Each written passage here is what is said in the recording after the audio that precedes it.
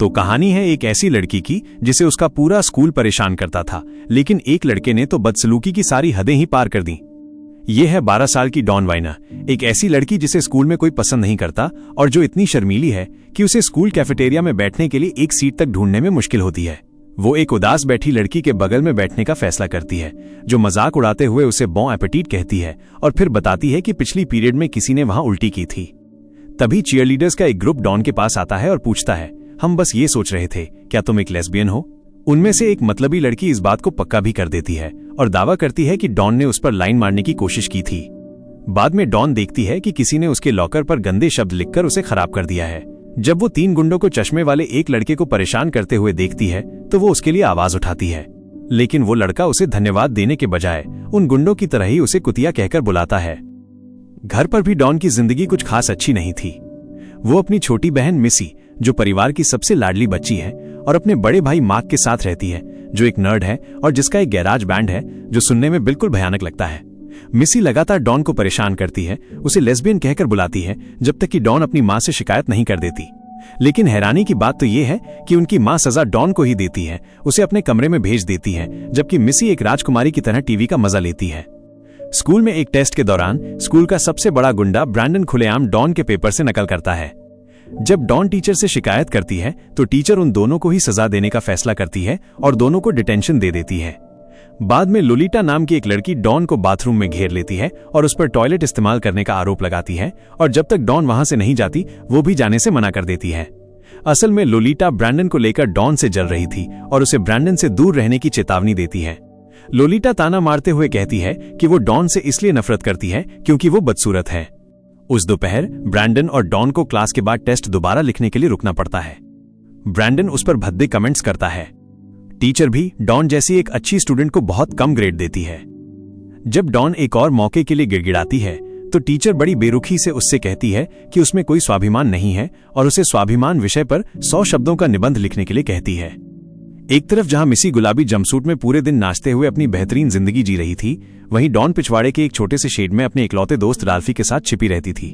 वो कहती है कि वो पॉपुलर होना चाहती है। एक शाम डिनर पर मार्क अपना एक शानदार आइडिया सबके साथ शेयर करता है, माइनस वो स्कूल के सबसे पॉपुलर लड़के को अपने बैंड में शामिल करने की सोच रहा था। उसका नाम था स्टीव रॉजर्स और मार्क का मानना था कि अगर स्टीव उनके बैंड में आ गया तो उन्हें हर जगह गाने के लिए बुलाया जाएगा। तभी मिसी अपनी मां से शिकायत करती है कि डॉन उसे हमेशा परेशान करती है और उसे कहीं दूर भेज देना चाहिए। एक बार फिर उनकी मां मिसी का ही पक्ष लेती है और डॉन से माफी मांगने के लिए कहती है। जब डॉन मना कर देती है तो उसकी मां उसे एक अल्टीमेटम देती है, तुम इस टेबल से तब तक नहीं उठोगी जब तक तुम अपनी बहन से ये नहीं कहोगी कि तुम उससे प्यार करती हो। लेकिन जिद्दी डॉन चुपचाप बैठी रहती है। देर रात वो मिसी की मरमेड बार्बी डॉल का सिर आरी से काटकर बदला लेने का फैसला करती है। फिर जैसे किसी धुन में वो गैराज में चली जाती है और अपने भाई को बैंड के साथ रिहर्सल करते हुए देखती है। मार्क ने सच में स्टीव रॉजर्स को बैंड में शामिल होने के लिए बुला लिया था। स्टीव, जो दिखने में बेहद हैंडसम और एक कमाल का सिंगर था, उसे देखते ही डॉन को उससे प्यार हो गया। उस रात डॉन सो नहीं पाती। इस बीच मैरी नाम की एक सीनियर स्टूडेंट ने पूरे स्कूल को एक स्पीच दी, जिसमें उसने बताया कि कैसे 1 साल पहले घर जाते समय उसे किडनैप कर लिया गया था और शांत और सतर्क रहना कितना जरूरी है। क्लास में वापस गुंडे डॉन को परेशान करना जारी रखते हैं जब तक कि वो आखिरकार पलटकर जवाब देने का फैसला नहीं कर लेती। वो लार से सना हुआ कागज का एक टुकड़ा अपने पेन में डालती है और उसे टीचर की आंख में दे मारती है। जल्द ही डॉन और उसके माता पिता को प्रिंसिपल के ऑफिस में बुलाया जाता है। उसकी मां बिल्कुल भी उसका साथ नहीं देती, बल्कि उसे डांटते हुए कहती है कि उसका कोई दोस्त नहीं है। जैसे ही प्रिंसिपल उसे लेक्चर दे रहा था, डॉन ने देखा कि कुछ छोटे बच्चे खिड़की के बाहर से उस पर हंस रहे हैं और उसे चिढ़ा रहे हैं। यहां तक कि जिस टीचर को उसने मारा था वो भी हॉलवे से उसे गुस्से से घूर रही थी। एक दिन स्टीव रॉजर्स मार्क से मिलने घर आया। मार्क के बाहर जाने के बाद डॉन अपने पजामे में चुपके से कमरे में घुसती है और बस स्टीव को घूरने लगती है। वो दोनों इस बात पर सहमत होते हैं कि उन्हें स्कूल से कितनी नफरत है। बात करते करते डॉन अजीब तरह से स्टीव को छूने की कोशिश करती है, लेकिन तभी उसका भाई उसे देख लेता है और उसे कमरे से बाहर निकाल देता है। इसके तुरंत बाद मार्क को समर कैंप में मिली एक लड़की का खत मिलता है जिसमें सेक्स और कमिटमेंट की बातें लिखी थीं। वो डॉन को बताता है कि उसने उस लड़की से ब्रेकअप कर लिया है, भले ही वो उसके साथ सोने के लिए तैयार थी, क्योंकि उसके लिए एक अच्छे कॉलेज में जाना किसी भी चीज से ज्यादा जरूरी था। दूसरी ओर स्टीव हर लड़की के साथ फ्लर्ट करता था। उसके लिए सिर्फ एक ही चीज मायने रखती थी कि क्या कोई लड़की उसके साथ सब कुछ करने को तैयार है। इसमें सबसे खूबसूरत लड़कियों से लेकर तथाकथित आउटकास्ट तक सब शामिल थीं। इस बात की पुष्टि करने के लिए डॉन स्कूल की गॉसिप क्वीन और खुद को बैड गर्ल कहने वाली जिंजर के पास जाती है। जिंजर बड़े घमंड से बताती है कि वो और स्टीव पिछली गर्मियों में साथ थे। ये सुनने के बाद डॉन आईने में अपनी शक्ल देखती है और अपने अनछुए वर्जिन हाथ के बारे में सोचती है। एक दोपहर स्टीव तब घर आता है जब डॉन अकेली थी। वो कहती है कि अगर वो चाहे तो अंदर आकर कुछ खा सकता है। स्टीव कहता है कि वो तभी अंदर आएगा जब वो उसे कुछ खाने को देगी। मेज पर कुछ पैसे देखकर वो लापरवाही से उन्हें अपनी जेब में रख लेता है, लेकिन डॉन को कोई फर्क नहीं पड़ता। वो तो बस उसे देखकर ही रोमांचित थी। वो उसकी हर हरकत को निहारती है जब वो खाना खा रहा होता है और फिर वो पियानो बजाकर उसे इंप्रेस करने की कोशिश करती है। अपना छोटा सा पियानो परफॉर्मेंस खत्म करने के बाद डॉन गर्व से अपनी उंगलियां दिखाती है, वही उंगलियां जिन्होंने अभी अभी संगीत के जरिए उसकी भावनाओं को व्यक्त किया था। जैसे ही स्टीव जा रहा होता है, उसका आईडी कार्ड गलती से गिर जाता है। डॉन उसे उठा लेती है और जुनून और कल्पना में डूबी एक छोटा सा मंत्र फुसफुसाती है, तुम मुझसे प्यार करने लगोगे, तुम मेरे साथ प्यार करोगे। इस बीच बैंड का कम से कम एक वफादार फैन तो बन ही गया था। वो स्टीव पर से अपनी नजरें नहीं हटा पाती थी और रिहर्सल के दौरान उसके साथ साथ गाती थी। जब मार्क और उसके दोस्त स्टीव के गिटार बजाने की आलोचना करते हैं तो स्टीव चिढ़ जाता है और उन पर चिल्लाकर बैंड ही छोड़ देता है। वो तो वैसे भी सिर्फ कंप्यूटर साइंस में मदद के लिए उनके साथ घूम रहा था। स्टीव के जाने से डॉन का दिल टूट जाता है, बैंड के बाकी सदस्यों से भी कहीं ज्यादा। बाद में उसे और उसके दोस्त रैल्फी को एक लोकल स्टोर पर वही गुंडे फिर से परेशान करते हैं। तंग आकर डॉन गुस्से में ब्रैंडन को कुछ बुरा भला कह देती है। ब्रैंडन उसे धमकी देता है कि वो 3 बजे उससे बदला लेगा। उस पल से वो पूरे स्कूल में उसका पीछा करने लगता है, उसे लगातार अपनी धमकी की याद दिलाता है और साथ ही लोलिटा का भी मजाक उड़ाता है जो उस पर फिदा थी। जैसे ही घंटी बजती है, डॉन पिछले दरवाजे की ओर भागती है, लेकिन एक गुंडा पहले से ही वहां उसका इंतजार कर रहा था। वो उसे पकड़कर दीवार से सटा देता है। वो गुंडा एक चाकू निकालता है और उसे अपने कपड़े उतारने का आदेश देता है, लेकिन तभी अचानक जेनेटर बाहर आ जाता है, जिससे डॉन को भागने का मौका मिल जाता है। घर पर उसकी मां खुशी खुशी घोषणा करती है कि वे अपनी 20वीं शादी की सालगिरह मनाने के लिए एक पार्टी दे रहे हैं। पार्टी पिछवाड़े में होनी थी, लेकिन उसकी तैयारी के लिए उन्हें डॉन का छोटा सा क्लब हाउस तोड़ना पड़ेगा। उसकी मां कहती है कि अब वो इन सब चीजों के लिए बड़ी हो गई है। ये कोई बहुत ठोस तर्क नहीं था, लेकिन मां अपनी बात पर अड़ी रहती है। बाद में ब्रैंडन का फोन आता है। वो धमकी देता है कि वो अपना वादा पूरा करेगा और चेतावनी देता है कि डॉन को अकेले आना होगा वरना अंजाम बुरा होगा, और वो चली भी जाती है। ब्रैंडन डॉन को एक सुनसान खलिहान में ले जाता है। डॉन को लगता है कि बेहतर यही है कि वो लेट जाए। वो सिगरेट लेने से मना कर देती है और वे बातें करने लगते हैं। ब्रैंडन बताता है कि उसका एक मानसिक रूप से बीमार भाई है जिसका नाम टॉमी है और शायद इसीलिए वो हमेशा इतना गुस्से में रहता है। जैसे जैसे वे बात करते हैं, डॉन धीरे धीरे उसके करीब आती है और अचानक ब्रैंडन उसे होठों पर किस कर लेता है। फिर वो बुदबुदाता है कि अब बहुत देर हो चुकी है। वो कहता है कि जिस काम के लिए वो उसे यहां लाया था उसके लिए अब समय नहीं है। ब्रैंडन उसे चेतावनी देता है कि जो कुछ भी हुआ उसके बारे में किसी को न बताए। घर पर मां अपने बच्चों से निराश थी। स्टीव रॉजर्स ने मार्क का बैंड छोड़ दिया था और वही तो उस बैंड की इकलौती अच्छी बात थी। अब वे एनिवर्सरी पार्टी में परफॉर्म नहीं कर पाएंगे। डॉन ने अभी तक पिछवाड़े में कचरा साफ नहीं किया था, जिसे वो अपनी जगह मानती थी, और उसका ऐसा करने का कोई इरादा भी नहीं था। सजा के तौर पर उसकी मां डॉन को छोड़कर सबको चॉकलेट केक देती है और मां को ये एक बेहतरीन आइडिया लगता है कि अच्छे बच्चे वीकेंड पर डॉन का घर तोड़ने में मदद करेंगे। मार्क स्टीव को पार्टी में बजाने के लिए $200 देने का वादा करता है। एक बार फिर डॉन को अपने क्रश को छिपकर देखने का मौका मिलता है। प्रिंसिपल पीए सिस्टम पर घोषणा करते हैं कि बाथरूम में ड्रग्स पाए गए हैं और चेतावनी देते हैं कि ड्रग्स का इस्तेमाल करने या बेचने वाले किसी भी छात्र को तुरंत स्कूल से निकाल दिया जाएगा। इस बीच पॉपुलर लड़की कुकी सबको अपनी आने वाली बड़ी बर्थडे पार्टी की याद दिलाती है। ब्रैंडन पूछता है कि उसे क्यों नहीं बुलाया गया और कुकी तुरंत एक बहाना बना देती है कि पार्टी में लड़के लड़कियों की संख्या बराबर रखनी है। गुंडा अपनी जेब से नोटबुक के कागज में लिपटी कोई चीज निकालता है और सब डर जाते हैं, लेकिन पता चलता है कि वो सिर्फ कुकीज थीं जो उसने लंच में नहीं खाई थीं। लड़कियां जोर जोर से हंसने लगती हैं और बेशक उसे फिर भी इनविटेशन नहीं मिलता। निराश होकर ब्रैंडन डॉन का लॉकर जोर से बंद कर देता है। हालांकि बाद में वे दोनों शाम को उसी केबिन में साथ बिताते हैं। ब्रैंडन लॉकर वाली घटना के लिए माफी मांगता है और शिकायत करता है कि इतने अच्छे शेक को तोड़ना कितना गलत है। वो डॉन को फिर से किस करता है, लेकिन वो कांपती हुई आवाज में उसे बताती है कि वो उसकी गर्लफ्रेंड नहीं बन सकती क्योंकि वो किसी और से प्यार करती है।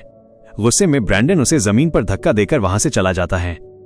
पार्टी के लिए मेहमानों की भीड़ जमा हो जाती है। मेज के बीच में डॉन के बदसूरत चेहरे से सजा एक केक रखा हुआ था। मिसी अभी भी एक क्यूट ड्रेस में इधर उधर भाग रही थी। हमेशा की तरह सबका ध्यान अपनी ओर खींच रही थी। मार्क स्टेज पर स्टीव के साथ म्यूजिक बजा रहा था, पर डॉन कहाँ थी?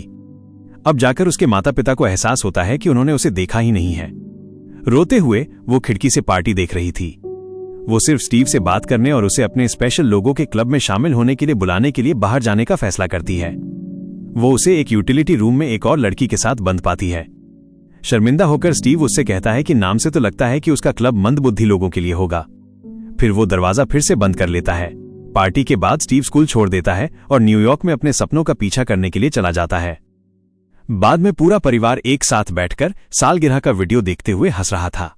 वे खासकर उस हिस्से को बार बार देख रहे थे जहां मिसी अपनी बहन को पूल में धक्का दे देती है। उस रात डॉन उठती है, एक हथौड़ा लेती है और टेप को तोड़ देती है। वो सोचती है कि काश वो अपनी बहन के सिर के साथ भी ऐसा ही कर पाती। ब्रैंडन अब उसकी तरफ देखता भी नहीं था। एक और टेस्ट के दौरान डॉन उसे एक नोट पास करती है, लेकिन वो उसे नहीं पढ़ता। अचानक प्रिंसिपल पुलिस के साथ क्लास में आते हैं और ब्रैंडन को उनके साथ चलने का आदेश देते हैं। घर के रास्ते में डॉन अजीब हरकतें कर रही थी। उसकी मां को जरूरी काम से कहीं जाना था, इसलिए उन्होंने डॉन को मिसी को एक नोट देने के लिए कहा। नोट में लिखा था कि मिसी को उस दिन अपनी बैले टीचर के साथ घर जाना होगा। डॉन नोट लेती है और वापस टीवी देखने लगती है। फोन बजता है। वो राल्फी था। मिसी अपनी बहन से उसे घर बुलाने के लिए कहती है क्योंकि वो उसका सबसे अच्छा दोस्त था। लेकिन डॉन उसके बारे में बुरी बातें कहने लगती है और वो लड़का हर एक शब्द सुन लेता है। जब मिसी जाने के लिए तैयार हो रही थी, डॉन को नोट की याद आती है, लेकिन गुस्से में वो उसे नहीं देती। शाम हो जाती है। मिसी घर नहीं लौटती। वो कभी नहीं मिली। उसके पिता की तबीयत खराब हो जाती है। डॉन उन्हें शांत करने की कोशिश करती है और कहती है कि अगर मिसी नहीं मिली तो भी आप याद रखना, आपके पास मैं और मार्क हैं। बाद में डॉन ब्रैंडन के घर जाती है। दरवाजा उसके पिता खोलते हैं। वो अनिच्छा और बेरुखी से उसे अंदर आने देते हैं ताकि वो उसके बेटे को अलविदा कह सके। वे 1 घंटे में जा रहे थे। डॉन ब्रैंडन के कमरे में जाती है जहां वो अपना सामान पैक कर रहा था। वो कहती है, मैं तुम्हारी गर्लफ्रेंड बनना चाहती हूं, लेकिन अब बहुत देर हो चुकी थी। उसके पिता उसे एक सुधार गृह ले जा रहे थे। हालांकि ब्रैंडन के कुछ और ही प्लान थे। उसने कहा कि वो बजाय इसके न्यूयॉर्क भाग जाएगा। फिर उसने डॉन को किस किया और सुझाव दिया कि वे यहीं अपनी वर्जिनिटी खो दें। लेकिन डॉन को इसमें कोई दिलचस्पी नहीं थी। ब्रैंडन को ड्रग्स बेचने के आरोप में स्कूल से निकाल दिया गया था। उसने दावा किया कि असली डीलर कोई और गुंडा था, लेकिन किसी ने भी उस पर विश्वास नहीं किया। डॉन ने भी नहीं। वो अपना बैग उठाता है और भाग जाता है। उस शाम डिनर के दौरान परिवार को एक फोन आता है। मिसी की ड्रेस न्यूयॉर्क के टाइम्स स्क्वायर में मिली थी। डॉन फैसला करती है कि उसे कुछ करना होगा। उस रात वो खुद न्यूयॉर्क चली जाती है। वो अपनी बहन की तस्वीरें प्रिंट करती है और उन्हें पूरे शहर की दीवारों पर चिपका देती है और हर किसी से जानकारी मांगती है। अचानक वो एक आदमी को मिसी को एक गली में घसीटते हुए देखती है। डॉन दौड़कर अंदर जाती है और अपनी बहन को बचा लेती है। उनकी आभारी मां तुरंत वहां प्रकट होती है और दोनों को गले लगा लेती है। हर कोई डॉन की तारीफ करता है, कहता है कि वो कितनी कमाल की है और वे उससे कितना प्यार करते हैं। लेकिन बेशक ये सब सिर्फ एक सपना था। डॉन की नींद खुलती है और वो घर फोन करती है। मार्क फोन उठाता है। उन्हें आज सुबह मिसी मिल गई। वो पूछता है, क्या वो मर गई है? मार्क कहता है, नहीं, वो ठीक है। वो बताता है कि उनकी मां अपनी बड़ी बेटी के गायब होने से भी ज्यादा परेशान नहीं लग रही थी। पता चलता है कि उन्हें मिसी पहले ही मिल चुकी थी। उनके पड़ोसी ने अपने बेसमेंट में एक बंकर बनाया था। मिसी को किडनैप किया और उसे वहीं रखा, लेकिन उसने उसे कोई नुकसान नहीं पहुंचाया। मिसी को तो वहां बल्कि मजा ही आ रहा था। वो पूरे दिन टीवी देखती और कैंडी खाती रहती थी। मार्क अपनी मां को फोन पर बुलाता है, लेकिन वो बात करने में बहुत व्यस्त थी। बाद में स्कूल में डॉन एक भाषण देती है और अपहरणकर्ता को खोजने में मदद करने वाली जानकारी और समर्थन के लिए सभी को धन्यवाद देती है। अचानक गुंडों में से एक चिल्लाता है और बाकी छात्र भी उसके साथ मिलकर उसे चिढ़ाने लगते हैं। ये तब तक चलता रहता है जब तक कि प्रिंसिपल आखिरकार उन्हें चुप नहीं करा देते। परिवार के लिए जिंदगी धीरे धीरे सामान्य हो जाती है। एक दिन किचन में डॉन अपने भाई से पूछती है कि क्या चीजें हमेशा इतनी ही खराब रहेंगी। मार्क उसे बताता है कि सिर्फ मिडिल स्कूल ही बकवास होता है, हाई स्कूल बेहतर है क्योंकि वो कॉलेज के करीब है। वो कहता है, हाई स्कूल में वे तुम्हें तुम्हारे असली नाम से बुलाएंगे, लेकिन अभी के लिए तुम्हें बस डटे रहना होगा। और डॉन सिर हिलाती है, उसकी बातों पर विश्वास करने की कोशिश करती है।